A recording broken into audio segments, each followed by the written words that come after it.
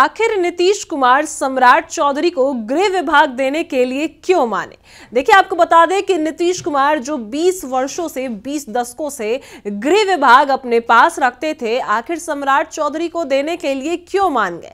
इसका खुलासा और इसका पूरा विस्तार से हम आपको बताते हैं कि अमित शाह ने ये गेम खेला और नीतीश कुमार के साथ मीटिंग की और इसके बाद ही नीतीश कुमार माने और सम्राट चौधरी का उदाहरण रखा कि क्या सम्राट चौधरी ने क्या क्या काम किया है और इसके बाद ही नीतीश कुमार गृह विभाग सम्राट चौधरी और भाजपा को देने के लिए मान गए। इस रिपोर्ट में पूरे विस्तार से आपको बताते हैं। उससे पहले नमस्कार, मैं कोमल और आप देख रहे हैं दर्श न्यूज। नीतीश कुमार सुशासन बाबू कहे जाते हैं और अपने आप से गृह विभाग कभी अलग नहीं करते और ऐसे में सम्राट चौधरी के पास गृह विभाग नीतीश कुमार क्यों दे दिए? आखिर इसका क्या कारण है? तो आपको बता दें कि सम्राट चौधरी को लेकर जो डिप्टी सीएम भी है इस बार नीतीश कुमार द्वारा सम्राट चौधरी को गृह विभाग बनाना केवल एक सामान्य प्रशासनिक फैसला नहीं था, बल्कि इसके पीछे एक गहरी राजनीतिक और रणनीति सोच काम कर रही थी। बता दें आपको कि बीजेपी ने नीतीश कुमार के सामने यह प्रस्ताव रखा था और सम्राट चौधरी की कार्यशैली को उदाहरण बनाकर समझाया कि उन्होंने पंचायत राज मंत्री रहते सिर्फ 4 महीने में ही 263 भ्रष्ट अधिकारियों को सस्पेंड कराया।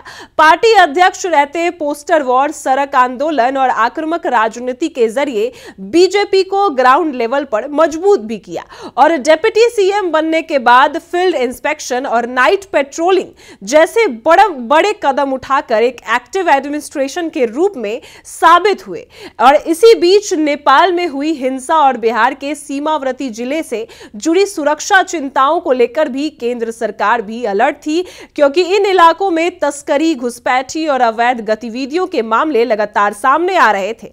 वहीं अगर बात करें सूत्रों के अनुसार, इस मुद्दे पर नीतीश कुमार और केंद्रीय गृह मंत्री अमित शाह के बीच 2 अहम बैठक हुई, जिसमें कानून व्यवस्था, क्राइम कंट्रोल पर लंबी चर्चा हुई और यह तय किया गया कि अब बिहार में सख्ती दिखानी जरूरी है। वहीं नीतीश कुमार को यह एहसास कराया गया कि उनकी उम्र और राजनीतिक परिस्थितियों के कारण अब वे हाई लेवल और हार्ड पॉलिटिक्स नहीं कर पाएंगे।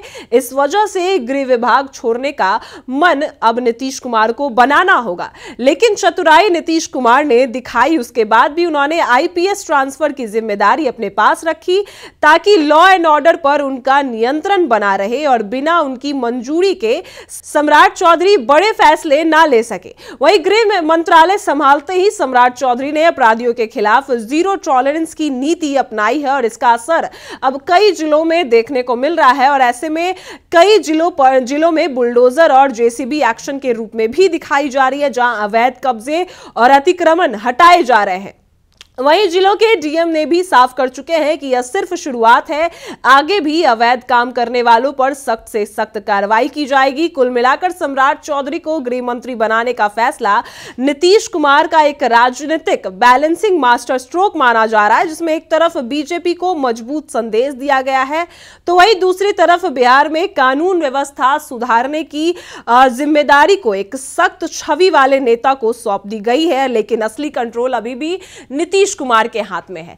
तो ऐसे में नीतीश कुमार आखिर इस वजह से ही माने क्योंकि सम्राट चौधरी अब हार्ड पॉलिटिक्स कर सकते हैं और जो है नीतीश कुमार से ज्यादा काम कर सकते हैं, क्योंकि नीतीश कुमार का उम्र हो चुका है। अमित शाह की मीटिंग में यही सब मुद्दों पर बातें हुई कि आखिर बिहार में कानून व्यवस्था अब बिगड़ती जा रही है। इस वजह से उसको संभालने के लिए अब नीतीश कुमार को गृह विभाग जो है वो बीजेपी के हाथ में देना होगा और बीजेपी से चेहरे थे सम्राट चौधरी।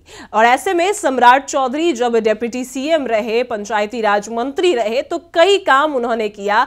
जनता के बीच जाना हो, बिहार की व्यवस्था को लेकर काम करना हो, लगातार उन्होंने किया और भ्रष्ट अधिकारियों के खिलाफ भी कार्रवाई की, सस्पेंड किया। यही सब उदाहरण नीतीश कुमार के पास अमित शाह ने रखा और ऐसे में नीतीश कुमार को सम्राट चौधरी को गृह विभाग देने पर मानना पड़ा। लेकिन नीतीश कुमार फिर भी कुछ ना ना कुछ नियंत्रण यानी कंट्रोल अपने पास ही रखते नजर आए, जिसमें ट्रांसफर पोस्टिंग का जो काम है वो नीतीश कुमार खुद करेंगे ताकि सम्राट चौधरी बड़े फैसले ना ले सके। लेकिन फिलहाल सबसे बड़ी बात है कि अमित शाह ने ये जो मास्टर प्लान है वो खेला और इस वजह से ही अब गृह मंत्रालय भी, गृह विभाग भी भाजपा के पास है और विधानसभा अध्यक्ष भी बीजेपी के पास है। और ऐसे में जदयू अब उतनी बड़ी पार्टी नहीं रही, भाजपा सबसे नंबर 1 पार्टी मानी जा रही है और इसी वजह से नीतीश कुमार मान गए, क्योंकि वो भी जानते हैं कि वो अब हार्ड पॉलिटिक्स नहीं कर सकते और कानून व्यवस्था को लेकर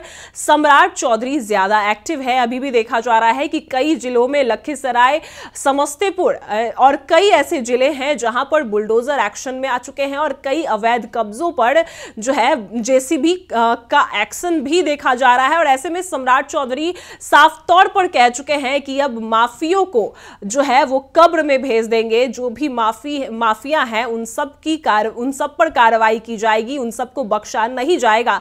साफ तौर पर जैसे ही गृह विभाग मिलता है सम्राट चौधरी को, वैसे ही वो फुल एक्शन मोड में आ जाते हैं, पूरी तरीके से काम करते हैं और यही अमित शाह चाहते थे और नीतीश कुमार को इसी वजह से मानना भी पड़ा।